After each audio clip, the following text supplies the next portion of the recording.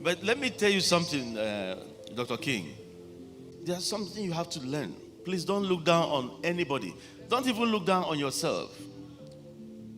Don't look down on anybody in your life, no matter what you are, no matter who you are. Never you ever, because God could use the next person to uplift you. When I was working in Ochodi, I had these garage boys.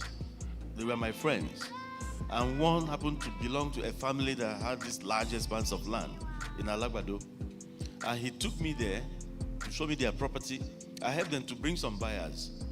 A week later, after I got the employment, they sent for me, the entire family. They had about 400 plots of land. They said they were giving it to me to sell on behalf of the 400 plots of land. Yes, in Alagbado. Apart from Nureni Yusuf, the former Air Vice Marshal, may so rest in peace, I don't think there was anybody who owned anything apart from families bigger than me by 1991 over there. So they gave me to sell. That's where you have AIT now and some other.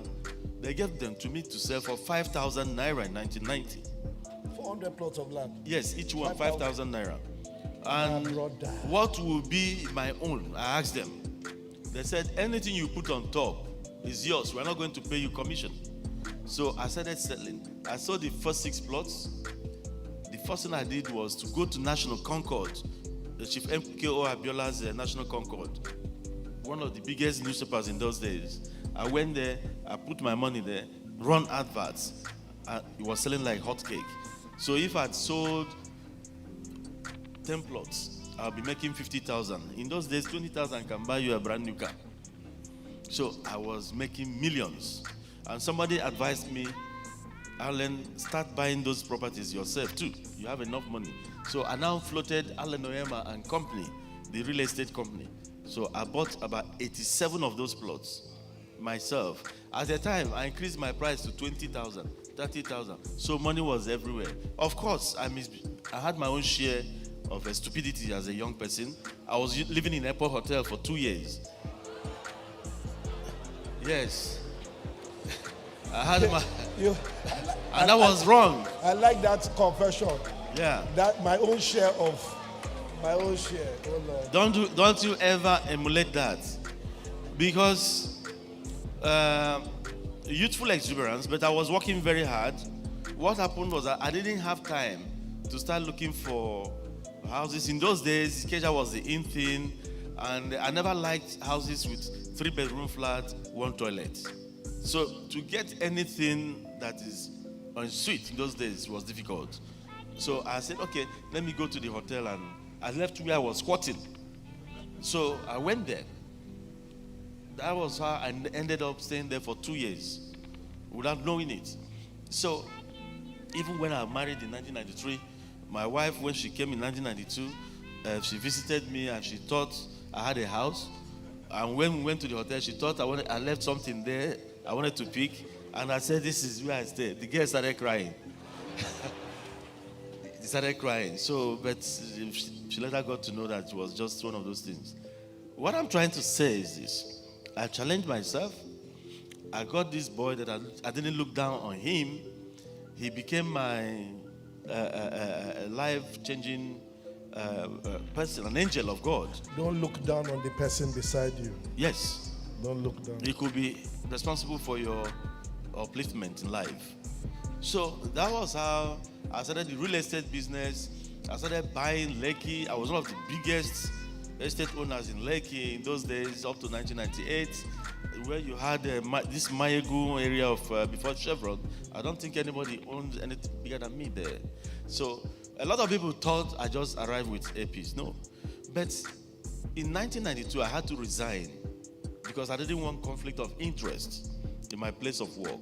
So I floated Onyema and Company, a law firm, then Alan Onyema and Company, the real estate, then International Business Links, Continental Business Links Limited. You have to study your environment, find out what they lack. When you're the first person to provide an answer, you become a millionaire. You get this. Go to your communities. Go to your environment, within your nation. look at those problems that have not found, nobody has found an answer yet. See if you could tackle that problem. It could be in your community, it could be in your local government, it could be anywhere. It could even be the vicinity you live in. If you're the first person to discover a solution to that, you're on your way to wealth. Look for a problem and solve, and make money from it. Say I hear Yes. you. So, I floated Continental Business Link Limited. In those days, some of these importers, they didn't have links to manufacturers abroad, especially South Korea. So I got Korean businessmen. I did a trade exhibition at the Federal Palace, brought all these traders who would want to go into importation. They were paying me, going through me to import. And I was charging my commission, making legitimate money, bringing in Korean factories here. And they were exhibiting. The Koreans were paying me, Nigerians were paying me, millions rolled in. I'm talking about, I made my first millions at the age of 25. That was why I married very early too. I married at the age of 26. You married at 26. Yeah, my parents made sure I married at 26, but I was making too much money and many, understand. I understand. But I was a good boy. So, from there, I went into import and trade business. That's Every Child Limited.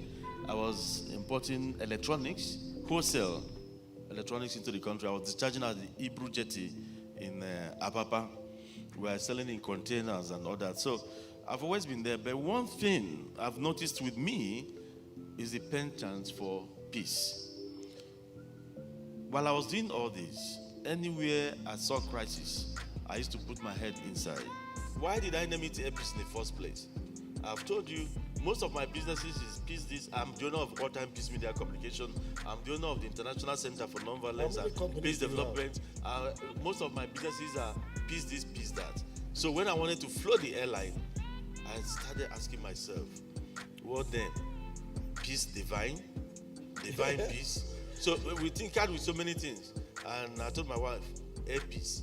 Everybody, my children, they said, oh, that sounds nice, air peace. So we went to the Corporate Affairs Commission. We applied through our lawyers, and they said the name was available. So that was how we bettered air peace. But why did I choose to float an airline? That's another breaking of rules. Trading where even the brave ones fear to trade on. So I've always put out myself to provide solutions where solutions are actually needed. That's what I'm trying to say. In 2007, I was thinking of how do I actually impact lives, because I prayed to God in 2003 when most of my businesses were going down. Help me, God. Give me the means, and I'll give it back to you through helping the lives of the indigent. So one of the things we did was giving people money, do this business, do that business, and they will come back some months later to tell you, oh, that money. They tell you stories. So my dad said, why not look for some kind of thing? My businesses were making billions, but they were not creating the number of jobs I would like them to create. There are some businesses you sit down in your house and be making billions, but you're not impacting several people. It was then somebody said, why not go into aviation? That one jet could give 1,000 people jobs. That was how I became passionate. I didn't go into the airline because it could give me billions. I went in there because I believed it could give jobs. Then I started studying. I trained myself on it. So in 2013, I bought my first plane. I bought the first 3 planes. They happened to be Donia jets. I took Bolahon Abaton, the owner of Air First Aviation. He was running charter operations. He was my consultant. So when we bought the first 3 planes, I bought one in France, bought the second one in Germany. We went to the US, bought 3 planes, 3 Donia 328 jets. We got back to London. I bought champagne. I don't drink alcohol. I said, but let's celebrate, let's pop. So these 3 jets now can give jobs to 3,000 people. Bolanho said, no. I said, but that's what I told you. He said, no. That these 3 jets, they were executive jets. That's for charter. He said, you only need 3 beautiful girls to market them. You know, charter was booming. The charter business was booming. You don't need any staff. What you need is 3 beautiful girls for marketing. Get 2 sets of pilots for the plane. That's all. You could be making $200,000 every day on each of those planes. He thought, I was angry. He's alive. We fell out that same day. He said, he calls me chief. Chief, why? Why are you angry? I said, but this is not what I told you. I said I want to employ people, not to enrich myself the more. He is alive. His name is Bolanho Apaton. So he said, in that case, what you want to do is to buy Boeing. You want to go into full-blown airline. I thought it was charter. I said, yes, if that one could provide job. We were supposed to come back to Nigeria the following day. We had to go back to America. We went back to Texas to go and meet Jetran, Douglas Jaffe. We said, we've come back again. What is the problem this time? We want to buy Boeing. He said, why do you want to buy Boeing? I said, I want something that could give jobs to my people. He now looked at me. The white man looked at me and said, don't you think it's a dangerous field for you to venture? Airlines don't last in your country. And there's no gain in airline business. I said, I know, but it could give jobs to people. The man stood up and hugged me. He said, this is the first time a Nigerian will be coming here. The man is a billionaire in dollars. They sell planes in 200s. So he came to me and said, this is the first time a Nigerian will be coming here and be talking about his people. I'm going to help you. So, if I tell you the amount I paid for my first 4 Boeing 737, is only God Almighty. You can explain it. Peanuts. That was how I started with 7 planes. And it happens that is the first time any Nigerian airline will be starting with more than 2 planes. I started with 7. And you packed it for almost 1 year. So. And they didn't give me license. Shebi, they say my airline belongs to Mama Peace. Mama Peace was in power, yet I didn't get license for almost 2 years. Is that possible? It's not possible. Alan, I have to beg you now, because if we sit here, we won't go to that. But one of the things I want to tell everybody here, Alan Onyema is a proud lion. Alan Onyema is a living hero. Thinkation. While I was growing up, I was told about heroes. Heroes are people that have died. People that you hear in books. But today we have a living hero.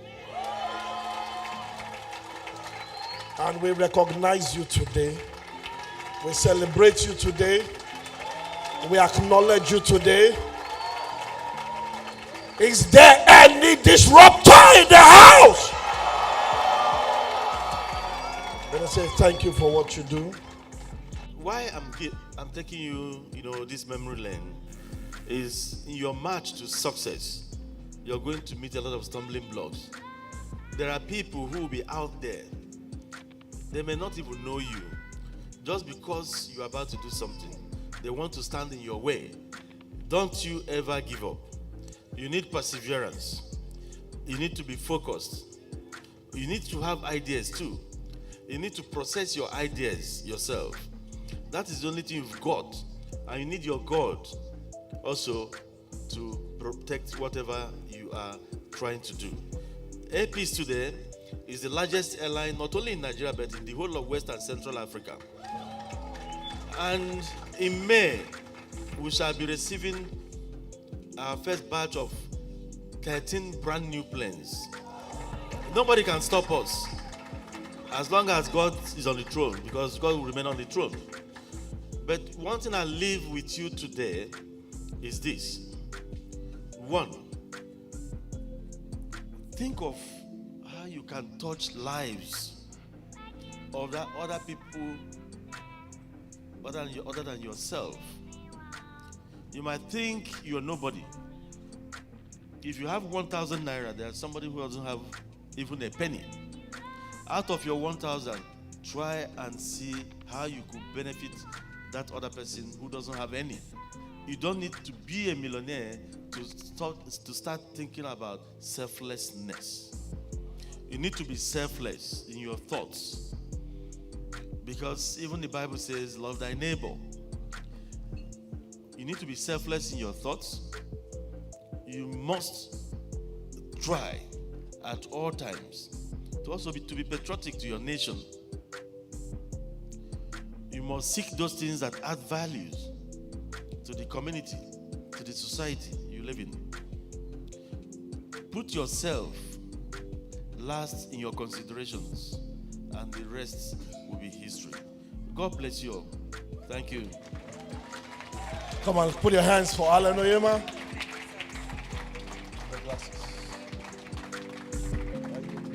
People were expecting that I should say that, but that's a code. You work for yourself.